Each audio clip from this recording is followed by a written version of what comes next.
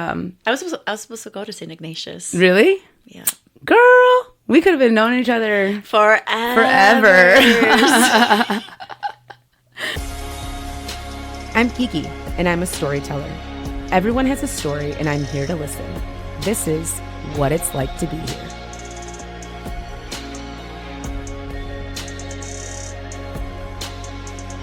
Welcome to the newest episode of What It's Like to Be Here, where my guest today is a longtime college friend. It could have been a high school friend, girl. Man.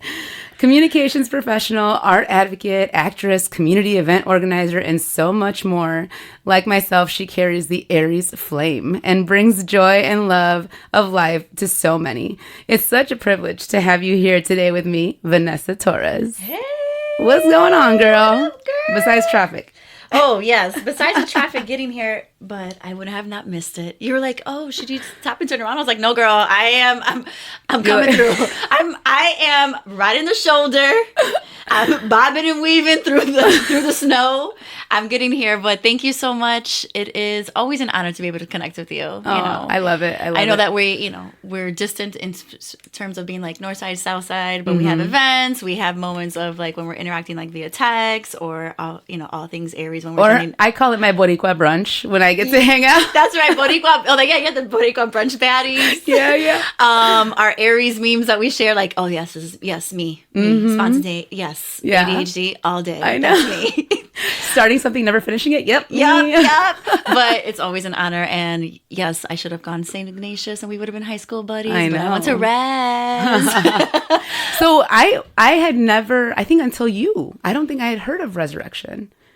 Yeah, I didn't hear about it until when where'd you go to grammar school? I was over here on the south side. But did you go to Catholic? Yeah. Okay, so yeah, I went to a Catholic grammar school as well in Logan Square.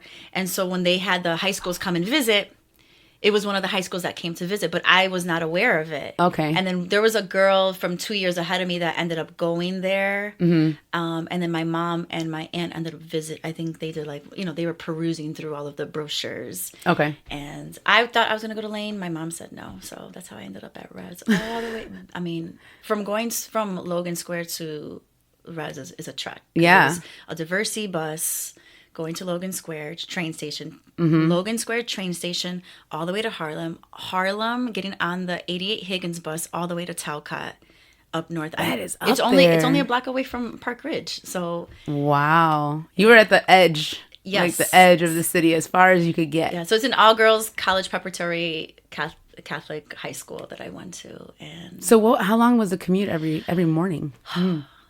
I was a dedicated student. Jeez. I was up at 5. No, I had to be up a little bit earlier because I know that I was at the train at least by 6. Holy cow. I was at the train by like 6, like right before 7. Back in the day, inner city high school students back in the day, you had your 90-cent exactly fare card with the green ones with your picture on it. With your picture on it. And then you make sure you had the right picture on it. But that's how I made all my friends. Yes, on the train, because then you started getting people like on the pickups, right? Oh yeah, so and so's coming from Addison, or they're getting off because Addison was the Gordon Tech folks. Yeah, it was Lane Tech, it was the Schurz folks. Oh, okay, you keep on going, and Harlem was the Res and the TAF. That's wild. Yeah, so I was on the Orange Line. So I had all the Southwest Siders, So it's like you knew that as soon as you started hitting, you had a couple of Midway folks. We were from the beginning, right? And you always got on the second car. That was the car we all met on, And then you had you already had your seats. You had your caboose, or you had your cart, your seat. And then I just love like how you can like just jump. We were just jumping trains all the time. Mm-hmm. We're like, clink, that one's more open. There's more seats over there. Let's go. Mm-hmm. So we were on the Blue Line special out here, Kmart special, Blue Line special. So Blue Line is I know. All the lines. That's how you know you're like from the city. Exactly. But I say all of that to say that I'm excited to be in this room. So the truck getting here, I might as well have taken the blue to the orange line to get here because it would have been faster. 94 to 290 to Cicero, riding every shoulder and bobbing and weaving. I'm here in the room just to be with you. So I'm excited. Thank you. Nice. I love it. I actually had Adrian here last week. Oh, nice. And so as I was sitting here and I was like, how am I going to talk to BB? Like, how is this going to flow? And I'm like, well, she's the one that introduced me to Adrian. And these were the days of your early journalism days when you were with the magazine. Café, right? Mm-hmm. And then we were throwing all those pickup parties. Yes, we called them pickup parties because you would pick up the magazine, but it was like pick up a drink, pick up a date, pick up the magazine, and it was before all of the pop-up. Yes. Before all of the pop-up vendor parties. Now you guys started to pick up parties. I love it. It was, and there were networking events. Let's bring it back. I know, right? Something. But they were the networking events where you got to meet everybody in the community. But I feel like we knew all the Latino circles because there was a very tight-knit group, especially coming from you, Vi. That's what I was going to say was that I think those very early days were primitive and the foundation of the networking because we came out of a big community. So Christina and I both went to U of I, the U of I, the best in the nation. Don't get it twisted. Illini Nation, blue and orange all day. Hip hip hooray. So I would say that coming out from that campus and then you have to readjust yourself into the city because we came out of this bubble where it's like, oh, my friend's on Green Street or I'm on First or I'm on John or I'm down the street or I'm upstairs. And so the readjustment coming back from college because we had all, our campus was very resourceful. It's like, oh, you're at the Quad or you're at McKinley and, we can connect easily so that the readjustment coming back here, we were all spread out. So I think that was just the foundation of like, how are we going to reconnect again in the silos of the communities that we had, right? Because we had La Casa and across the street we had the Black House and, all of the cultural houses down on Nevada. And now it's coming back into the city. And how do we still re-engage with everybody because we missed it, right? And that was such a part of us in the community itself. We had built the community within this 40,000 plus campus. Wild, right? How? I don't even know. How do our parents just think it was okay to drop us off at 18 and be like, bye? But then, like I said, was the factor. That was what brought us all together. The gel, right? So it's like everybody just flocked there. And now readjusting, after we graduated coming, and it was like, all right, what are we going to create? We have this vast city. And we were so supported by our campus, with our advisors, with a lot of our mentors, and we had Ronnie in the house. And so how do we move that and bring it into the larger city? Right. Which I love now. It's just to be like, okay, we graduated 22 at 22, and now we're 40. I know. The best of 40, looking your own. Yes. To think that, and now we're here. I know. And so I always think about how we all came back, and most of us, the majority of us, we're coming from Chicago. We're city people. And so then you come back, and it was funny because when I was at the magazine specifically, people would come in and be like, I just met somebody that knew you at U of I. I'm like, well, yeah, we're all connected, and majority of Latinos, even because of the fraternities and sororities, having the biggest Greek system in the nation and me not being part of that, but still being part of a community, right. You had to know what was going on within the Greek system because that's where everybody was at. Right. And you knew all the folks. And you knew all of them. And the connections. So I think that going back to it again, it was like coming back into the city. And then it's like, how do you establish that community? And I've been able to see you just bloom into it in different facets, right? Like focusing on journalism, focusing on let's creating these networking opportunities and giving, even creating a pipeline of other students that were behind you, to become interns and just taking them under your wing. And it's you're always reinventing yourself. All right, we need something with the arts. And it was, what I love about it is that, yes, I made the introduction to you and Adrian, and we built the community of the arts worlds and the business side that he does so very well. And it's like, okay, now how do we connect with the Miracle Center? And we were able to host a lot of your expo events. And then from there, growing in production and now, being able to involve your family. Right. So it's just the growth of it because we learned it so early on that we didn't want to lose it. And the community is such a big part of who we are culturally. Yeah, definitely. So the question that I ask everybody is, how old are you? And I know you already said it, but I'll say it again. 40. I'm 40. Oh, this year it was, my hashtag was what? 40 and flourishing, and then blooming into 40. Yeah. Because as soon as I release it, then 2 weeks later, I hand it off to you. Yep, exactly. So again, we're both Aries, and BB has become, BB, her nickname, the Queen of March. And so I come a couple weeks later in April 16th. So yeah, so we've been bonding over that ever since. Yeah. And so, I mean, I feel like you already are introducing this whole concept, but the question of the hour is, tell me what it's like to be here as Vanessa Torres. Here on this earth? Here in whatever capacity you want to talk about. Well, I am such in a grateful moment of space and time because being 40 takes you, right? You've had your 20s, a lot of discovery. Mm-hmm. A lot of discovery because, like I said, our parents just left us on this huge campus at 18 years old and just figure it out. Go ahead and figure out life. Mm-hmm. And so you have to reintroduce yourself as independent, right? You don't have your family there. Mm-hmm. To be like supportive. I mean, they're there like in spirit and like you're making phone calls, but like watching over you. I'll never forget when I was on campus and I'm like, I went in my dorm. I'm like, I live here. Yeah. I live in this room with a bunch of people in this campus. I have no idea. Mm-hmm. And so like that moment of your 20s, it's a lot of discovery, a lot of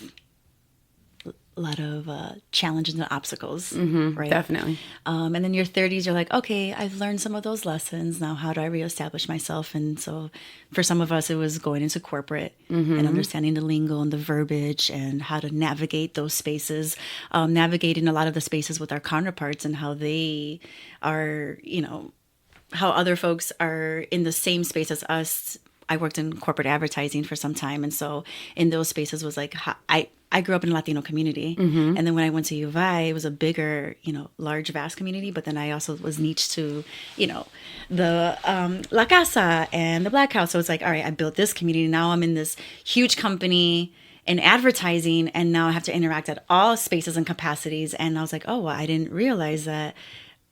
People told me that I had an accent. And I'm like, I was born and raised here in Chicago. What are you talking about? Mm-hmm. And so like being able to navigate those spaces and understanding that. And so then you're in your 30s and you're like, okay, I'm navigating this space. And now your 40s. I just heard recently somebody said your 40s is just your 20s, but with money. Ooh, I like that. I can see that a little bit. And I only say that because I'm like, I don't feel... when like I don't feel like I look old, right? Like more mature. I feel like my skin routine is better than I was in my 20s. Yes, definitely. Right? The water. Right. You're like hydration. Hydration. Good for you. My 8-step skin routine's helping me.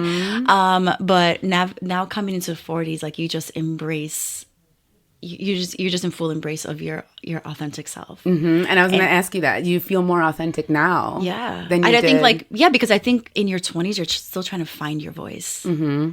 Although we were like, yes, we're for our voice, right? Like being on campus, you're advocating for your voice and your community. But then there are still moments of you that, I'm sorry, myself, where I was like, oh, okay, I don't know how to, I don't have the vocabulary words to say that. I don't know enough. I don't have the experience enough, right? When you're in these spaces, you're like, oh, so-and-so has been here in the company for 10 years. Or when you're looking for a job, they're looking for 7+ years. And you're like, well, what? I'm a political science degree major, and that means I can do everything. Did you need me to write a paper tonight? I've got it. This is before ChatGPT. So I can write papers without chat. Wait, was that your degree? Political science, yeah. Really? I had no idea, girl. No idea. What did you think? I thought you were in comms, advertising, something along those lines. Ooh, I'm glad I gave off those vibes because my junior year, I'll never forget that I was like, why am I here? Why didn't I do advertising? That was my life's calling. Yeah. Because I love marketing. I love making jingles. I love making jingles. Jingles. I say jingles because... you say a word and I'll have a song right after. I'm like, oh, da-dee-dee-dee-da. I'll start remembering every kid. Wait, that's another commercial. Chicago trait, right? Yeah. All the jingles in our commercials. Yes, oh, O'Reilly's. Anything that comes up, you're like, oh, that's a jingle. So it's funny that we have been friends for so long, and now you know what I graduated.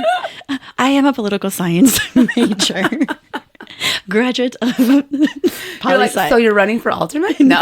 No, I thought I was going to go to law school, and honestly, it took a turn, which I was fine with. And I think I felt I've lived from graduating college to where I'm at now. I've lived all these different lives of careers. Really built a lot of skills in that. Yeah, for sure. And that was Pre-ChatGPT. I'm going to say that a lot. We very smart. We very smart. Right. We know how to do research, I swear. But that was the other thing I was thinking about too, was that we shared that background of being in corporate, right? So like I was at an agency, you were also at an agency.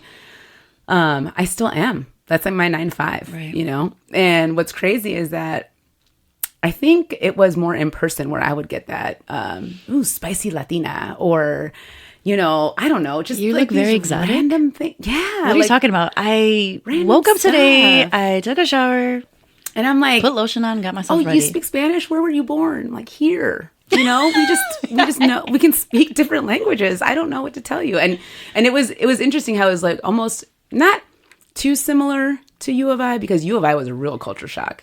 And I feel like that's where I got the most. Did you work at I said I worked for the Chicago Park District. I was a counselor. Somebody was like, "What'd you do, mow lawns?" Yeah, girl. Who said that? Wait, when you were in college? Yeah, freshman year. No, but you were just a counselor, right? I was just a camp counselor. I was like, have you ever been to no, okay, never mind. But literally it was like stereotype and that weird racism. Whereas in the corporate world, it was like, oh, it's just so nice to have you. You speak Spanish, and you know, and I was also lucky to have a team of Latinos. So we were working on like, that's so good. Hispanic business. So no, I didn't have that. I'm so sorry. I didn't. I felt like I was like thrown into the lion's den, and it was rough. It was rough. It was rough because you didn't have that support, and so you just really had to like pick up like your bootstraps, and you're like, all right, I had to like prep myself before getting to work. And I am not an early bird in real life, and I even entered this world not being an early bird. I was born late in the afternoon, so God already knew, but getting to work was like challenging because I had to like tell myself, all right, this is my job. I'm going to complete these tasks. I'm going to get in there.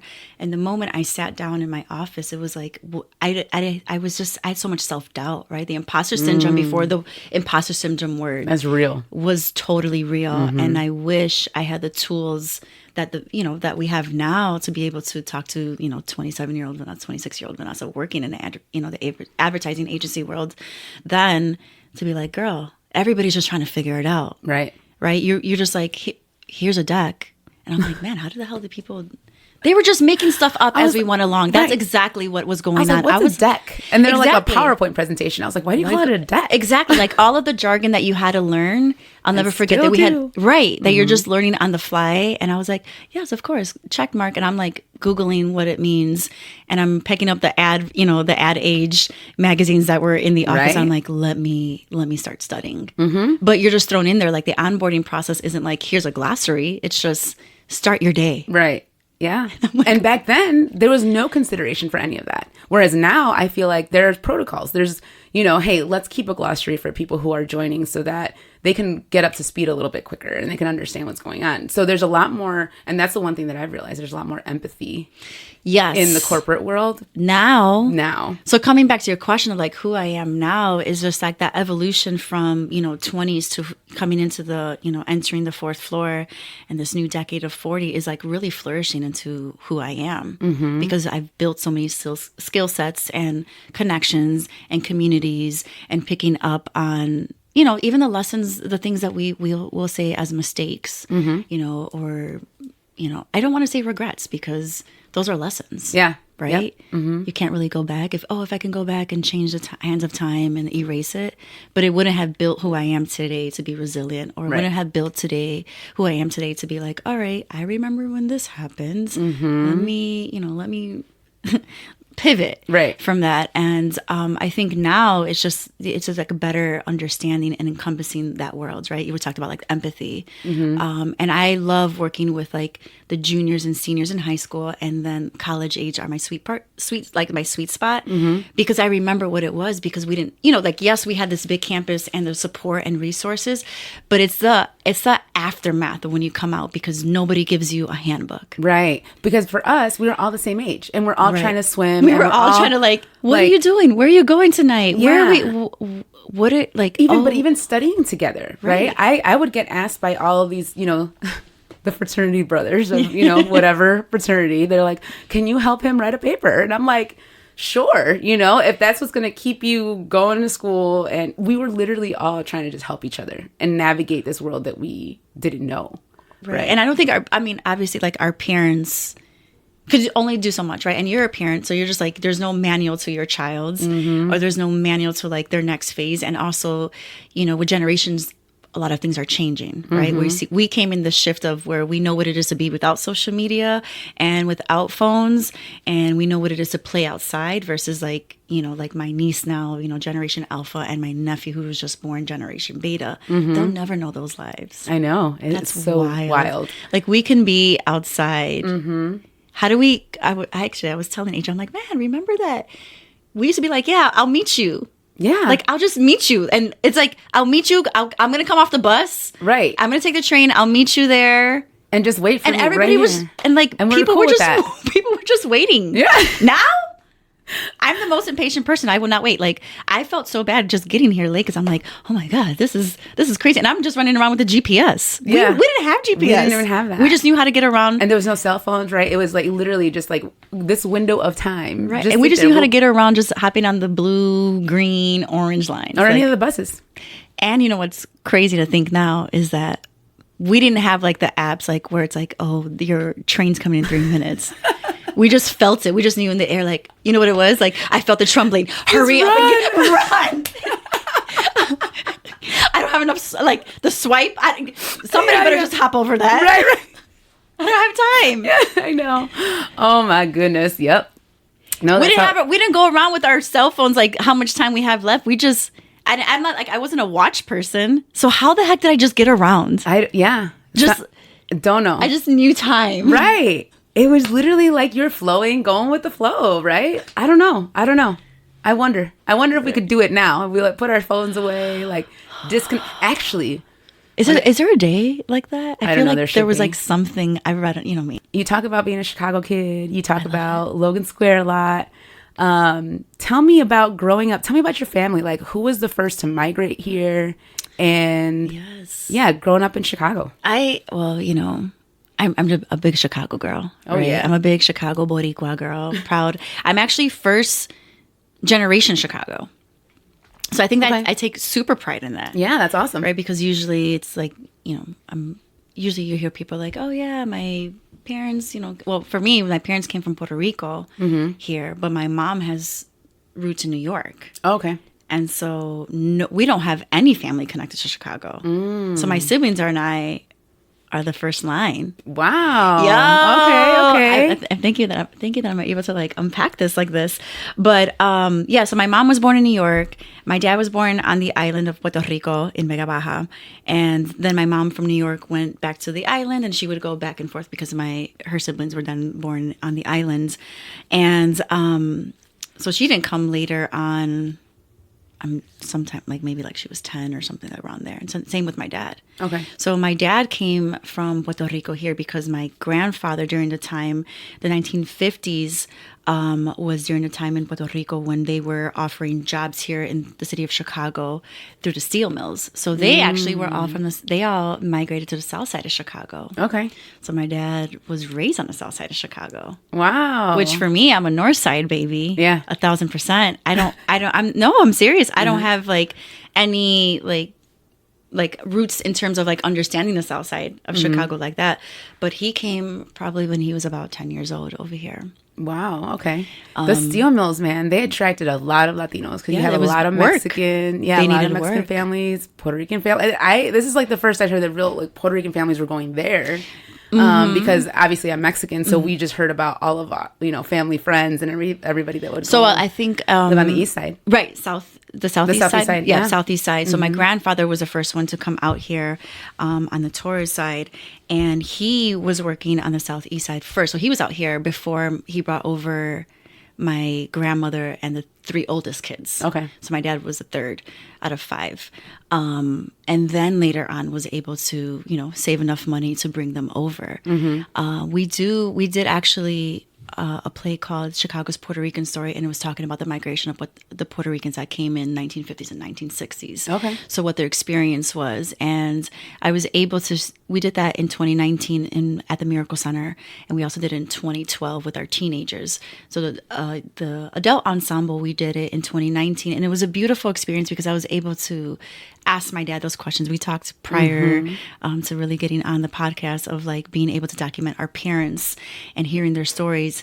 And for having my dad part of that production in terms of he provided like photos, like what those early days were, right? Because he came from an island that's all he knew. Right.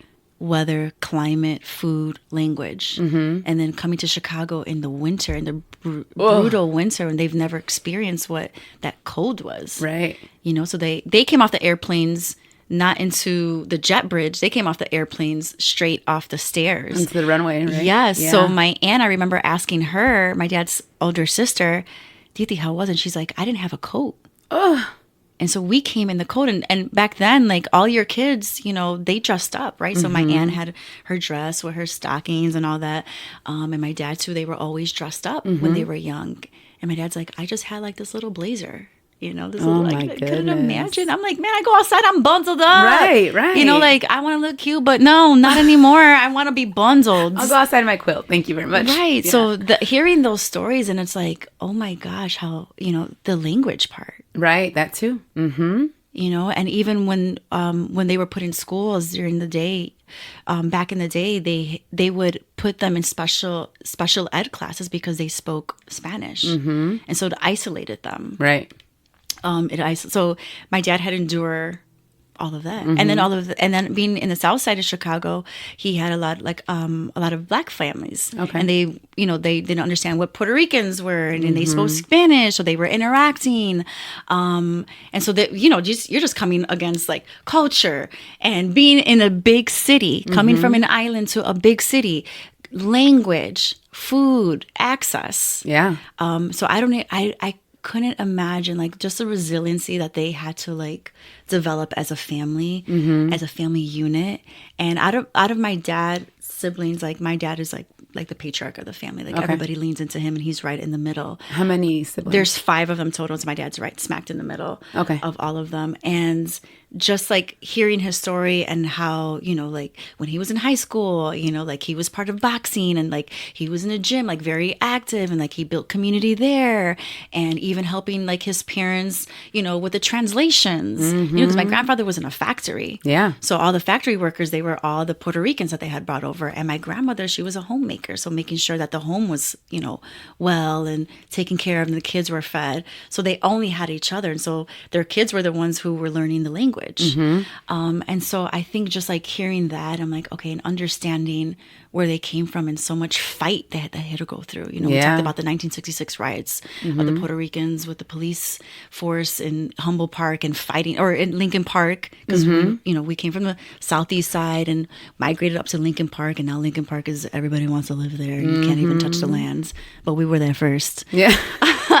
That's always the story, right? That's always a story. And then then they pushed us out west, which was now we had our land in Humboldt Park. And being part of that, where you're building community, is so important. And I think seeing my dad part of that, and I'm like, wow, I always tell him, I'm like, if I just can just borrow just this courage that you have, just a little bit of your courage, right? A little bit of your strength, because I'm like, what you had to endure from such a young age. Yeah. Right. At least here where I was like born and raised here, right. I know Logan Square. I know, Humboldt Park. I know Avondale, because I'm familiar with it. But my parents had a transition. My mom had a transition: New York, Puerto Rico, New York, Chicago. That's a lot of movement for kids. I know, especially you said she was around 10. Yeah. You know, so and so she, she knows English and Spanish, and she had a heavy New York accent. So when she went to an archdiocese school with my aunt, and they got bullied because they had a heavy New York accent.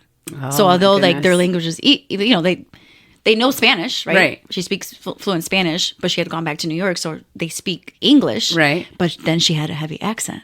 So sometimes I could hear it. Like she'd be like, tournament. We're going to a tournament. I'm like, Mom, tournament. And so her having, being the eldest and having to protect her younger sister because they were getting bullied on the language that is English, but because they had an accent. Of course. It's always like the difference, right? It's never, oh, at least she speaks English or I can understand. No, it's, oh, you're different. Right. Kids are vicious. Yeah. Sorry, but kids, man, it's They are, and they'll tell you like it is. Yep. There's no holding back. There's no holding back. So on my mom's side, they, she was raised by my grandmother, a single mom, being in Chicago, and they had to build like around their own community there. And so the migration of Puerto Ricans to Chicago, which was very key, was that the Catholic churches were very key. I think, was that part of the Mexican community too? Yes, Okay. it was. Yeah. Yeah. So because my mom and her siblings, they went to St. Patrick's. okay. So it was a thing. Yeah, so there was like St. Michael's, I think that I was on the south side where my dad ended up going to school as well.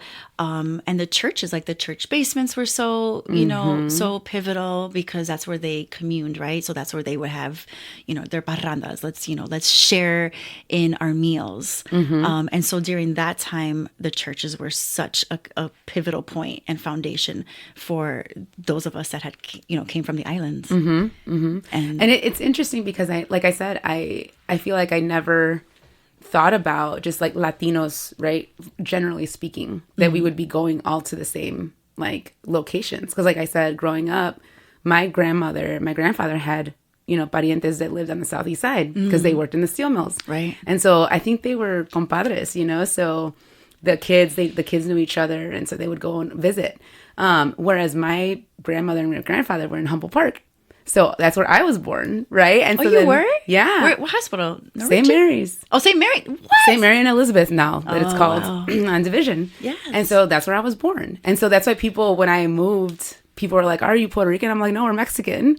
And they're like, wait, but you grew up in Humboldt Park. And I was like, but we're Mexican. Like, that's just the way it goes, Latinos congregate and it doesn't matter. I don't think there's a certain point where it doesn't even matter. It's just like, we have the same color skin. We can speak the same language. Yeah. Like, the food was a little different. I'm not going to lie. No, the food's different, Yeah. but it's like, it's still, some type of like warmth to it. Exactly. Do you know what I mean? Like, oh, this is family. This is familiar, like the family. And I think that was the thing about it. It's like when my family migrated here and my grandfather was part of the steel mill, so they had that community, right? And then we talked about the churches, which was faith was so big. Huge. In our community during that time. And so congregating, there for holidays and trying, like families were trying to connect. And that's where you build your, oh, this is my titi, but really not by blood. Right. But she's known me my whole life because she's known my mom since she was 11 years old. Yeah. Yeah. So I like my mom, my brother's madrina, his godmother, I thought she was my titi the whole time. And it's just like, no, I just grew up with your mom in high school. And this is... I know your grandmother forever. She's like, I've known your dad when your dad were dating and all that. I'm like, oh, wow. So it's just a beautiful story. Yeah. No matter what, of how we just like are able to gel together. And I take so much pride in that as their daughter, but I take so much pride in that, like being able to evolve the story more, right? Like now my parents divorced when I was young, superb, remarkable human beings. They just couldn't, function together, which is fine. Which is, listen, they co-parent or they co-grandparent wonderfully. Co-parenting was not a word back in the 90s. Right. So it wasn't all that. But again, you're just taking those lessons. And even as a kid, as we're navigating, and now like we said, we have the vocabulary to the therapeutic words. We have more empathy and understanding. And I think now I have more grace for my parents because I was like, maybe it didn't work. And I saw like the chaos of family that was just a little bit too much for a child. But I think now it's like, but they were just growing up with each other too. You're right. Right. And they were just not new at that time. They weren't new to the city, but remember, this wasn't with their home grounds. You know, like they came together, you know, had me and my siblings here, and Chicago is my roots, right? And I think what I'm just so grateful for them is that although I was born and raised in the city, my parents made sure we were going back and forth to the islands. You know, I was born at the end of March, and then the next month I was already in Puerto Rico. Oh, nice. Yeah, so it was just my brother was. I remember, I'll never forget. My mom worked for the airlines. She had just started working for American Airlines, and she was pregnant with him. By the time she gave birth to him, 2 weeks later, we were already on the islands. So we have so many shared memories. It's like, and my family on the island know that they're like, it's like you're here. They're like, it's like you're from here, because I just grab the car and I go around and I'm like, I know my elders. And back in the day, I would complain like, "Ay, mommy, we have to go to Theo's house," and you just sit there on the balcón and you're in the marquesina and you're just sitting there. But now I'm like, oh my God, I'm so glad we did that. I'm so glad that when we were on the airplane, you know, to keep us busy, we didn't have the TVs. We didn't have smartphones or tablets.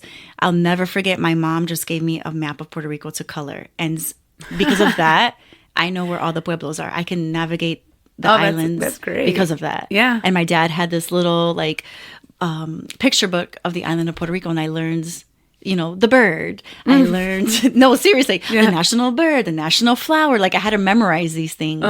And so it was ingrained within me of where they came from. And That's so great. To take such a pride, right? And then coming to Chicago, you know, you have Humboldt Park and making sure we were part of all of that part of the community and being rooted in being part of the Chicago Boricuas. And then take it to the next level, just being the first root as a Chicagoan and understanding how we navigate our neighborhoods and we've been able to see the shifts in our neighborhood, right? Yeah. I was born and raised in Logan Square. And I say, oh yeah, I'm from Logan Square. People are like, oh, that's the number one neighborhood in the nation. I'm like, I am pre-Logan Square.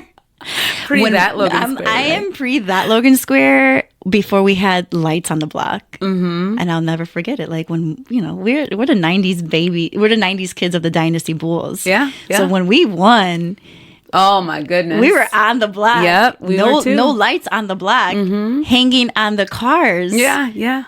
We were 10 years old. We were 10 years old. Like how? I don't know. So I think for me, in terms of like understanding like my parents' migration here is so pivotal. Like it, you know, like stir the pot up. Like this is who I am now. And they've you know built so much history. My dad, you know, held political office here. My parents were very active in the community here, which was just where now I see myself like, oh, they were advocates for the voices of who we are as Puerto Ricans. They were advocate for voices of like, you know, standing up for their kids, you know, in the school. You know, my parents were their hands were very involved in all of the activities at school as well.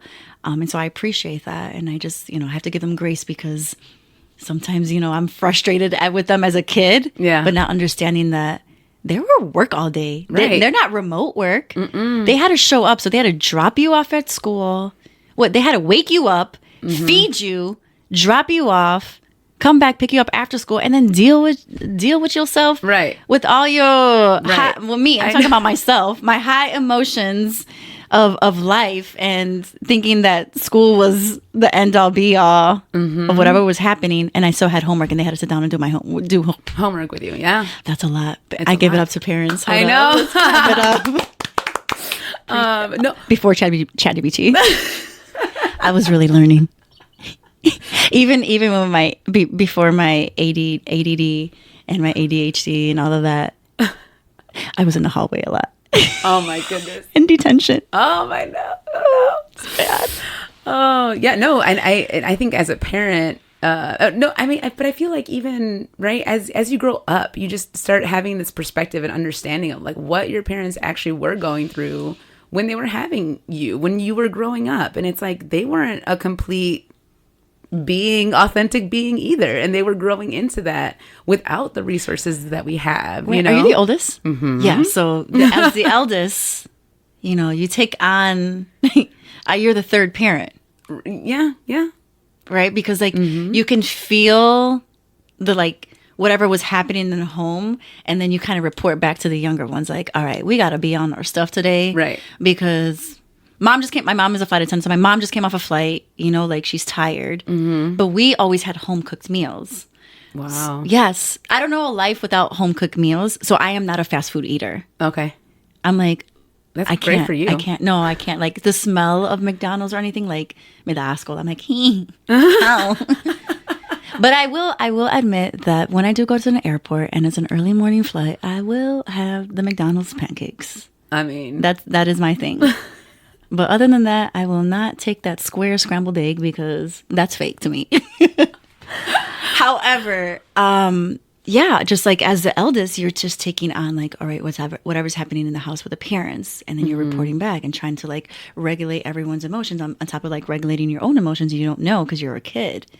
So that's what I'm saying. Like now going back in my memory, and it's just like, all right, I got to give grace to these people. Now, you know, my mom's my best friend, my dad's, you know, that's my homie. And you're like, you just try to reserve and like try to take those memories. Because right now, like I can look at my parents, I'm like, oh, this is what you look like now. But I'm like, my lens see you how you looked when you would pick me up after school, right? And even like here, my dad lives in Florida, so I don't see him frequently as much as I see my mom because she's 10 minutes away from me. Is that I'm like, oh my God, I forgot. Like my dad's getting old. My dad's going to turn 75 at the end of December. Oh wow. And I'm like, oh wow.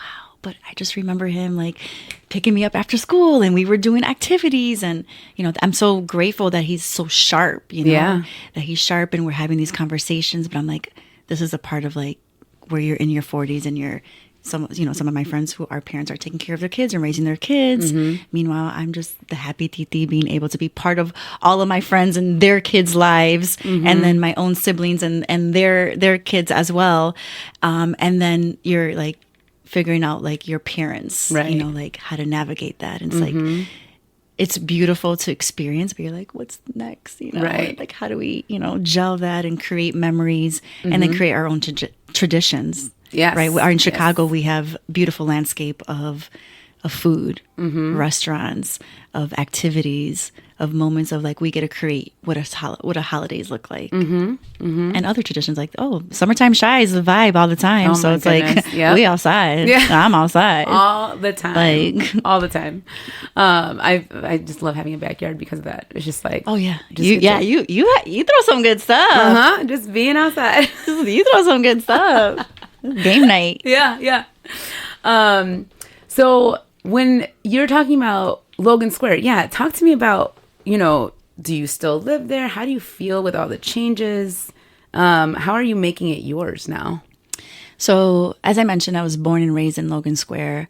And so being part of that, like the early days and 90s, well, like I was born in 85, so like late 80s, early 90s, it was rough. You know, gangs of the 90s were in Chicago were no joke.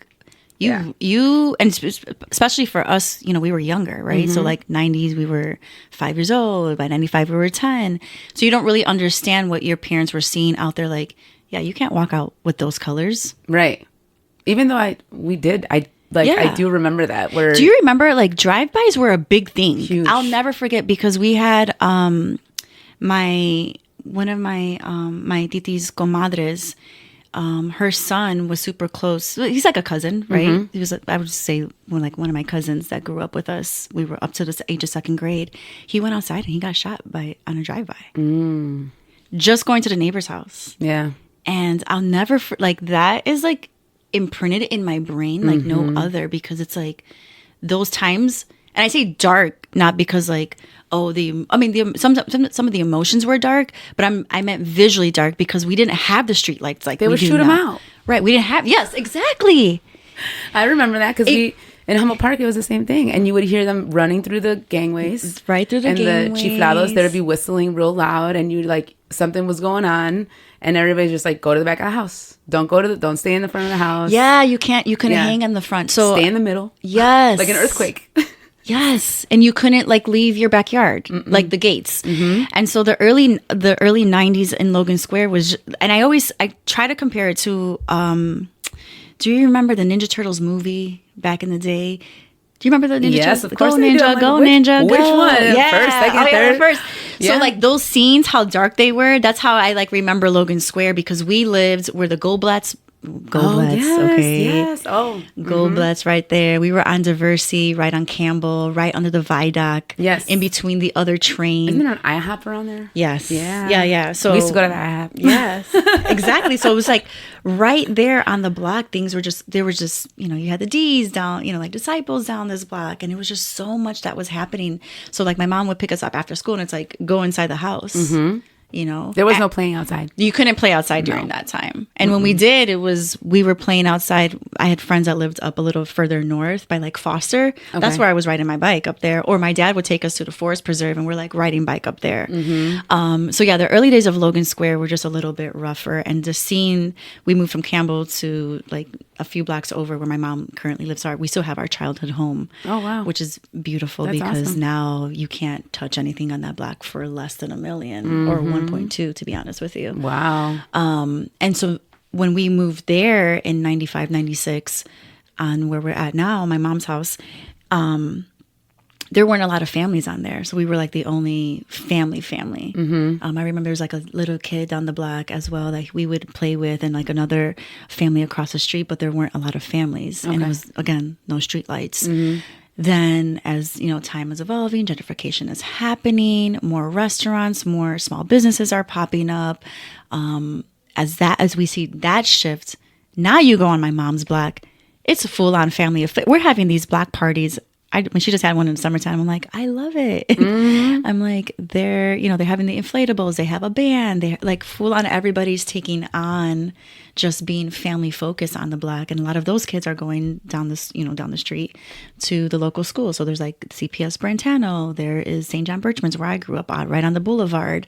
During that time, it was still there, but like all of the kids now are going, to those schools, to the local schools, which is beautiful to see. So. And now we have street lights, and now we have, like the alderman's listening. So sidewalk has got a little crack, breaking mama's back. No more. We're about to pave that, So, and on my mom's block specifically, like we former State Senator Iris Martinez, she was living across the street, and then also Senator Cristina Pacion Zayas, and former commission. So it's just like all of these like pivotal Puerto Rican elected officials that are on their block as well. So we're getting, oh yes, we need stuff done. It was happening right away. Yeah. But now to see that evolution of, we were here first and things weren't done, but we survived. We were able to like overcome, and we kept the neighborhoods going. And now to see it, it's kind of like it's bittersweet, right? Because it's sweet to see that there are families that are growing and being able to experience Logan Square, but it's also like bitter because I'm like, man, like my own people, know, like it's changing. The demographics are changing, and it's like, I hope, my mom is like holding down the house, and there's also another 3 Puerto Rican families on the block are like holding it down as much as we can, because it's like, we've been here for a minute. Right. And we want to be able to preserve that. Because we had, our hands, our feet are embedded in this community, because right next to Logan Square is Humboldt Park. And we're seeing that shift as well. So we're trying to like, no se vende.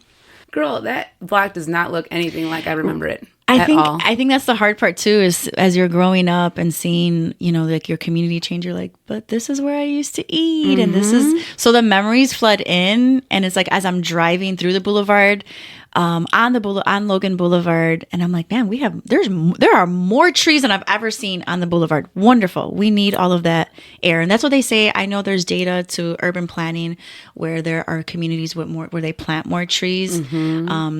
Before on the boulevard, we didn't have as many trees. As they say, they're in more affluent communities that are happening, you'll find more trees. And I'm like, I'm coming down Logan, I'm like, there are hella trees. There are hella trees and hammocks connected to these trees. There's hacky sack happening. Whereas you drive down some other streets in the city and there's nothing. It's desolate. There's no activities. So that's a bittersweet about it, where it's like, man, we've had these boulevards for a minute, and I'm like, we couldn't just lay out on the boulevard. Now you can just go lay out, have a picnic, have a party. I know like Vibes of Logan Square goes there. They have like a DJ. So it's beautiful to see that it's being utilized. But I'm like, damn, I wish we were able to do that as kids. Yeah. So I think, we have an opportunity to do that now as adults with, our families. But, it's, like I said, it's just bittersweet. And we have the Logan Square farmers market as well. That's right. And I've always wanted to go up. It's a good one. Yeah. It's a great, actually. And that's the thing is like, man, like you said, why wasn't this around? Right. Why couldn't and you knew our communities had it in us, you know, it's just like, give us the space, give us the authority to be able to use the space to gather and congregate the way that we want to. Well, I know like in the Mexican communities, like in Pilsen back in the day and like Little Village, but I know that our communities are able to do that, right? Like, hey, we're selling tamales, we're selling, you know, we've got this, we got that. Like we just like go in, but having the farmers market like established in Logan Square is different because they have blocks. Yeah. I would always encourage people to go at the end because you get a little discount on the flowers. Coupon code hashtag. Tell them that BB sent you. Chicago hack. Chicago last half hour. The last half hour instead of $27 for a bouquet, go ahead, get them in for $11. Tell them that BB sent you. Nice. I like it. Talk to me about growing up in the arts and how that is impacting you and your life today. Oh, thank you for this one. Growing up in the arts, so I was a very hyperactive child. My mom calls me her wild child. And my parents themselves they just needed to find an outlet for me. And so at the age of 3, I was already at Miss Jerry's dance school over there in Milwaukee, right by Schurz. And unfortunately, she just closed down like about 3-4 years ago. So it's crazy that I'm like, I remember seeing it passing by. So that's how I started. I started in tap dance. Okay. It was like tap and ballet. And then, you know, my parents then put me in swimming just to keep me active. Again, like I said, I was very young when they were going through a divorce. So I think what they were trying to also do was just keep me occupied as a child. And during that time, they wanted to make sure that everything that they were going through wasn't affecting the flow of my brothers and I's like schedule. And so they just try to keep it normalize our own routine. And so the arts was that outlet. Unbeknownst to myself and my siblings was that outlet was therapeutic. You know, now there's art therapy, right? Now the arts is used as a catalyst for tools to be able to like help you through, you know, your expressions. But little did we know that my parents were just like, let's just keep this hyper kid active. And so it was dance, it was being involved in my school, you know, all of our shows that we had. And so it's funny that you brought up earlier today that you're like, I didn't really know your major was poli-sci. I thought you were in media advertising and communications. And then what I was saying about the jingles was that while I was in grammar school, I because I was like such a hyperactive student and I did well in my grades, you know, like behaviors would like fluctuate because I was always talking and trying to, you know, I was actually trying to have a talk show in 5th grade while my teacher was teaching. I was like, oh, we're teaching math today? Awesome. Welcome to my show. What are we doing? We are doing division. Great.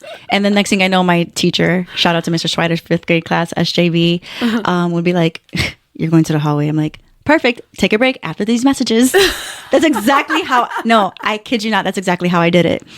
And so when my teacher noticed that as well, he was like, all right, he created a project around whatever behavior that was happening. And he said, hey, you're going to come up with the commercial. Everybody's going to take something. They're going to come up with a commercial. They're going to come up with a jingle. Oh my goodness. And so this was perfect. Yeah. I was like A++ that day and it was recorded and whatnot. And so what my parents had to do was that they really had to take, you know, when you're seeing your child's, you know, like fluctuating behaviors and, you know, whatever was going on in our internal like homes was that what was going to be the outlet, and the arts was that. And I didn't realize now as an adult, I could be like, oh, that was really healing, you know, learning choreography, being, you know, learning team leadership in that.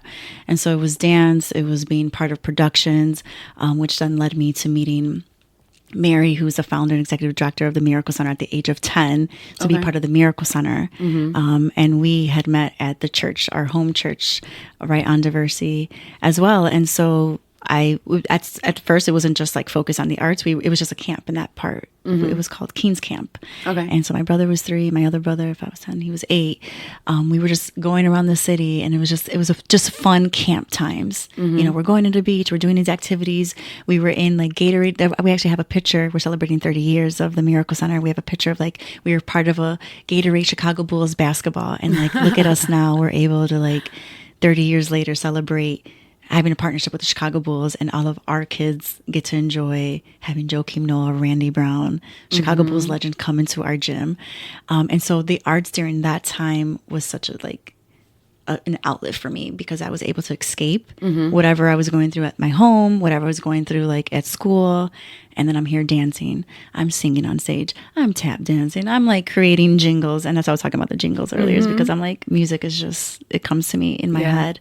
And so that part of the expression of the arts, and then growing up at the Miracle Center and being part of so many productions without super being technically trained. I didn't like go to, I didn't go to U of I and study theater. Right. I was part of, going in high school and being in theater, but it wasn't like, I was just going with flow. I'm like, I'm just trying to get the A in the class.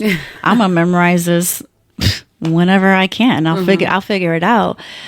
So it was more based out of passion, right? The expression of passion was like what really led me, and that was just healing. I always say, like, there was an interview about we did a documentary about the Miracle Center, and then one of the interviews was like, I'm able to play all the roles I want to, and like see myself, I didn't get to be an attorney, but I can play one on stage. I can play one in short film. So I think as an inner city kid, Latino, Chicago Boricua, it's like you had your obstacles growing up, and now you have these opportunities to like step into a different world, whether you're writing the script, whether you're writing the short film or writing the quick jingle, the commercial. You're able to step into like whatever your outside being is, to be like, I really want to just like formally express myself in these facets. So it's a healing. It's what I see now that's still healing, that I love even as an adult, because I remember when we're like, oh, we're done with youth theater ensemble, like I had asked Mary, I'm like, well, can we still perform and create an adult ensemble? And that's when West Side Story came. Yeah, that was great. Yeah. That was so much fun to see. And it's fun because it's like all of my friends came to my shows, which I'm so grateful. I am so grateful, because I'm like, hey, I'm doing a show. Like, you don't really think like people are going to come to your show like that. And when you see like your friend on stage and they're clapping, you're like, there's an inner child joy in you. And then I'm always so grateful when I had seen you out in the crowd, and, some of my girls from college and from high school. And they're like, yeah, we absolutely enjoy coming to shows. And I'm like, wow. I sometimes you're like, you feel like vulnerable, and you're like, hey, I'm going to send this to you. No pressure. No pressure, right? No pressure. But it was beautiful to see that everyone got to enjoy, because it took you, as an audience member, outside of your everyday, your mundane routine, right? You're like, I get to step into a world of Beauty and the Beast. I get to step into the worlds of West Side Story, of In the Heights, of, even the scene our like youth ensemble when they did Mary Poppins, and our Mary Poppins is Afro Boricua. Right. Our Little Mermaid is Mexican Puerto Rican. So I love that part, that no matter what, we got to step into these roles, but we still step into them, like honing them in as culturally, like our culture identity in it. And I think in the arts, that's what's so important to be able to express, because these stories, right, that we were talking about earlier, of like capturing these stories, are so pivotal to the foundation of how we're going to continue on in the generation, how you're going to continue on for your daughter and then her kids. And being able to like, are we listening to them audibly? Are we visually seeing them? Are we reading them? And so I think that the arts is so pivotal. Even as an adult, you're always going to need that inner child to breathe. She's going to need to like express herself in some way and facet, and that's what that road is. So I get to have, although my work as an associate director at the Miracle Center, you're talking about like budgets and grants and getting the building, everything together. But when you go on the creative side, you have the moment to like breathe, and you're like, I have my moment of expression, and then also being able to see the kids of the community being able to experience it as well. And then they become their own people. And it's out of art, a lot of skills are built, right? Yeah. A lot of communication. Yes. A lot of teamwork, collaboration, which builds healthy, grown young adults. Again, coming into the agency world, and it was a large advertising agency, so it was global. And in Chicago, our Chicago office, we had 800 employees. At that point, you are literally a number. And coming from a huge campus of 40,000, I understood what a number was, but I also had built a community. And in the blue zones, you know, the documentary, The Blue Zones of Understanding the Blue Zones of the World, I think there's like 6 or 7 of them. I know there's one in Costa Rica and one in Japan. No matter what, that we have the centenarians that live such a long time. Community is so important that helps them live, you know, like live long lives. And I've even seen that in my families, like my great-grandparents. I had my great-grandparents, they died at 100. Holy cow. Yes. That's wild. I had them until I was in my 30s. My 2 great grandmas, I had them until I was 30. So I had a relationship with them until my 30s, and that was just built because they had like community that just supported, right? They had their families and plus like their own like dominoes and church and whatnot. But when I was at the advertising agency, I was again like trying to understand the world without being guided like, hey, here's a whole handbook. They just threw you in on the first day and you had to figure it out. And I was like already on presentations and like we talked about like decks, creating a deck. Well, here you go. Can you create a deck? And I was like, where do I start? Hello Kmart was one of my first clients. This is Blue Light Special, you know, and at that one that was hyper focused on multicultural, but the rest of my clients were just general market. And I think for me, it was just overwhelming at one point where I had so much self-doubt where I was like, I don't know if I can carry this on. I don't know. And I was starting to lose my light. Yeah. Because I didn't feel like in the advertising world during that time that I can give all of who BB was. Right. But I developed great relationships with producers, the SVPs, learning behind the scenes, learning the actual, routines and actually having like the guidance once I got, you know, familiar, right? Creating content calendars before we had that, creating strategies before they be influencer strategies. I feel like we developed influencer strategy. And I tell my old boss that he's phenomenal. I was like, you know, we were the early days of we had a scrape down Twitter. You and I, we would do the Twitter parties. Yes, we did. Tweet parties. Yes, the tweet parties all the time. Oh my goodness. So it's like scraping and vetting and okay, then we're going to get these mom bloggers to come on to be with the client. And so I felt like I learned so much and like developed, but it just wasn't sticking to the mission of who I was. And no matter what, my mission was serving my people. Yeah. And so that's all of that to say, right, is that I just remember that I don't even know how long later, but you were at the Miracle Center. Yes. And you flourished. You just like became you because it was your home. Right. Because it was your people. And I'll never forget. Yes, it sounds great. Like, oh, you work coming out of a Big 10 school, coming out of big university, you're trained to be like, you're going into corporate, you're going to get this, you know, right when you graduate, you're going to get $80,000 off the back. You know, we graduated 2007, $80,000 off the back. You're going to learn this. You're going to be like, every day you're going to be in this corporate type of world. Like that's what we're inundated, right? Yeah. You're taught that because we are smart, prepared citizens. Yeah. And then reality slaps you in your face and then you realize you're back home. You're back home sharing a room with your younger brother. I lived in a dorm back at home. I lived on a twin bed while my other brother lived on a twin bed. And he was a tornado and I was organized. Yeah.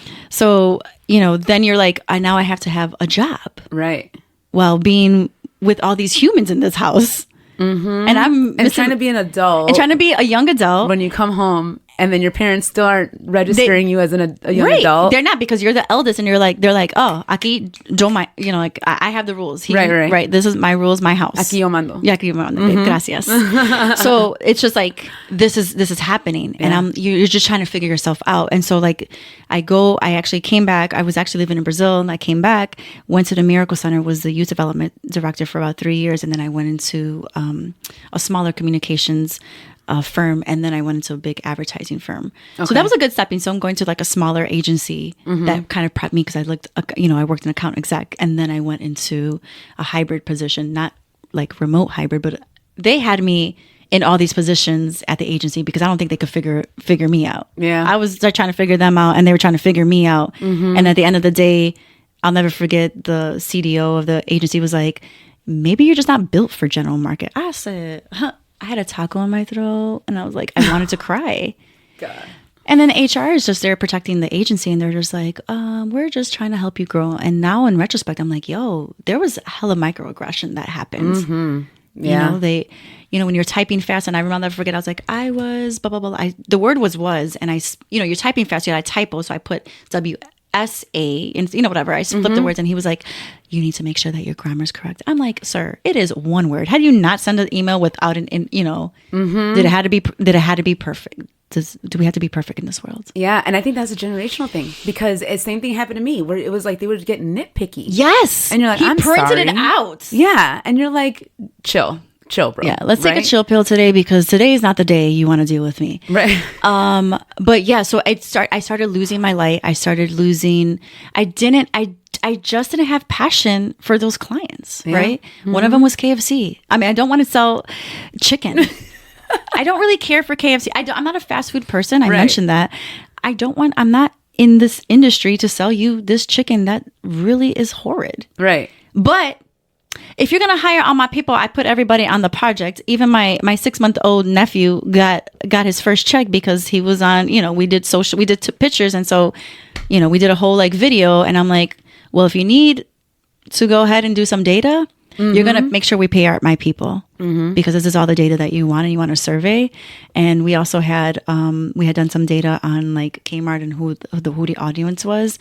And I think that was a first moment of strength when I was there, where I walked into the room, and I remember they're like, oh, this is what we feel like the people who buy at Kmart. And it was just every stereotype. And I just remember I had a moment of anger, and it was like everything was pinned. Like, they dress like this, they talk like this is their lingo, this is, where the neighborhoods, this is what the neighborhoods look like. And I just ripped everyone down. I ripped all that down.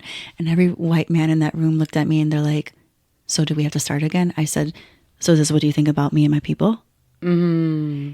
And it was just I think from there on, it just wasn't me. I'll never forget. It's yeah, you get a corner office, you get windows, you're on Michigan Avenue, but could you do that every single day?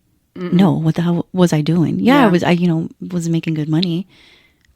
Was helping me cut down on the debt of my credit cards that I had.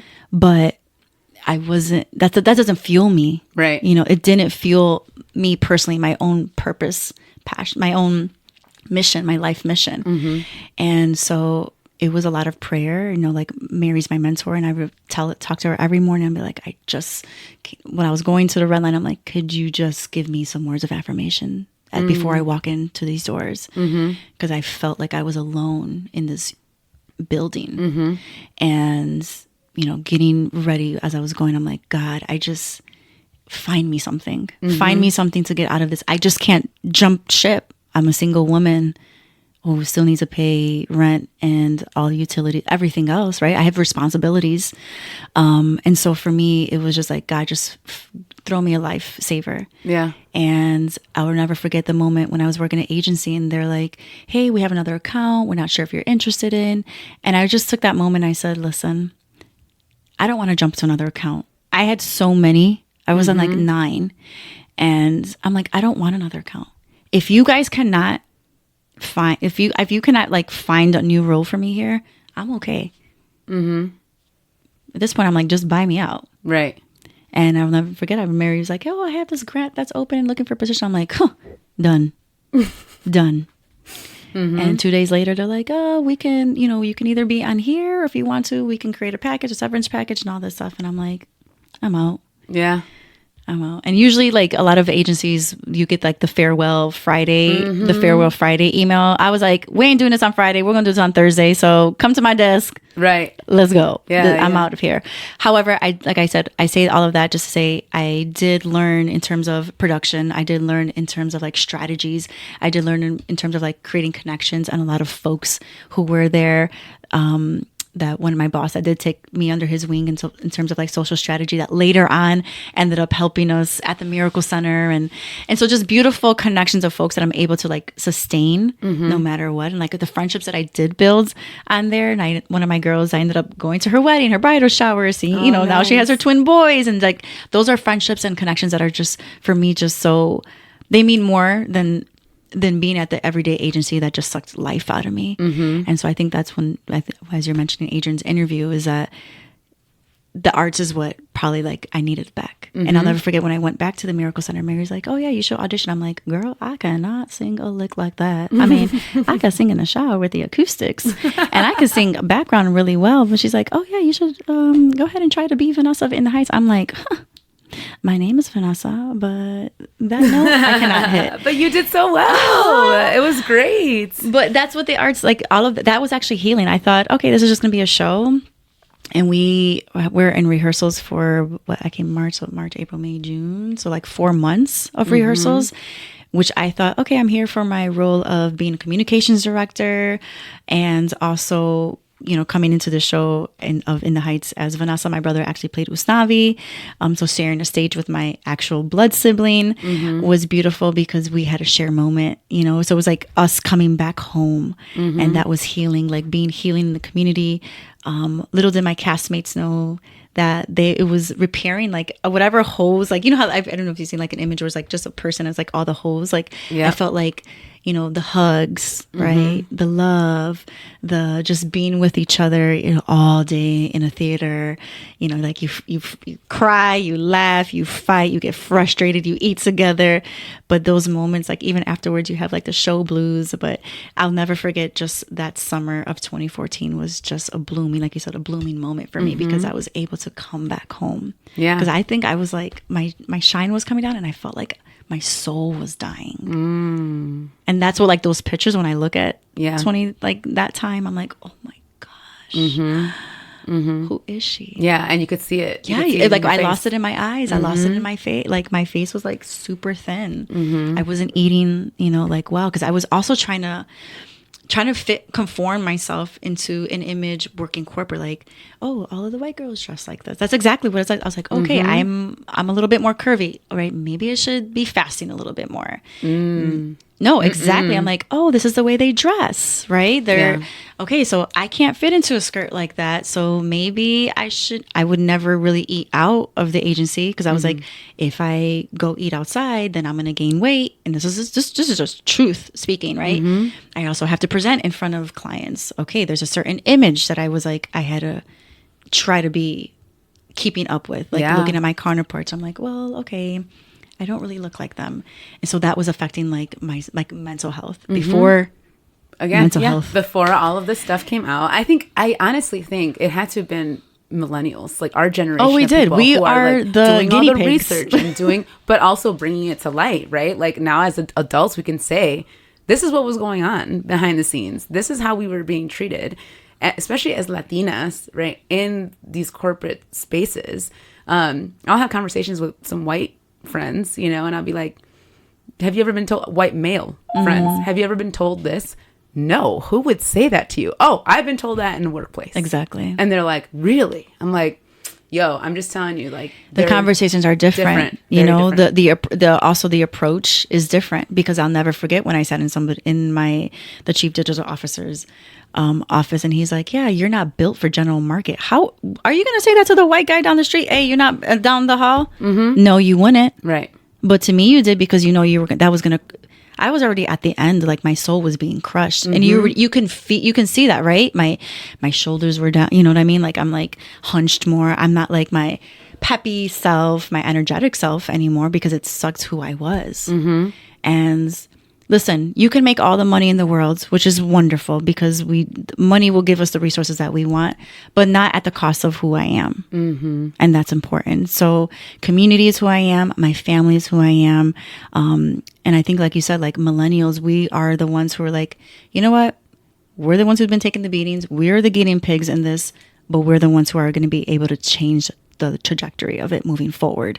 So we didn't have the vocabulary of mental health back in the day, microaggression. There wasn't empathy. You had to be here on time at a certain time, or this is the end all be all. There wasn't that type of like compassion for folks in corporate at all, where now people have a little bit more understanding. And I think our generation is the one to have really take that on, and I'm fine with it because now, you know, now I can tell my nieces and my nephews, like, hey, this is the way you're going to be able to navigate life. And it goes back to what we were talking about earlier, like the resiliency of our own parents who can navigate it here. They had different challenges. And although we were born and raised here, our challenges weren't as maybe excruciating as they had had to experience, but ours is a different one that we're able to change what it looks like for the outlook of for them, even for my parents. Yeah. Right. Having to have open conversations. Right. And with your grandparents. My grandparents or I have one living grandparent. They come from the silent generation. So imagine all of that that's just brushed under, right? That comes up in our bodies as illnesses because you're not talking about it, because you're scared about what other people think, or the taboo of going to therapy, or the taboo of what people are going to say. Listen, I don't really care anymore. I don't. Yes, I see a therapist and she is wonderful.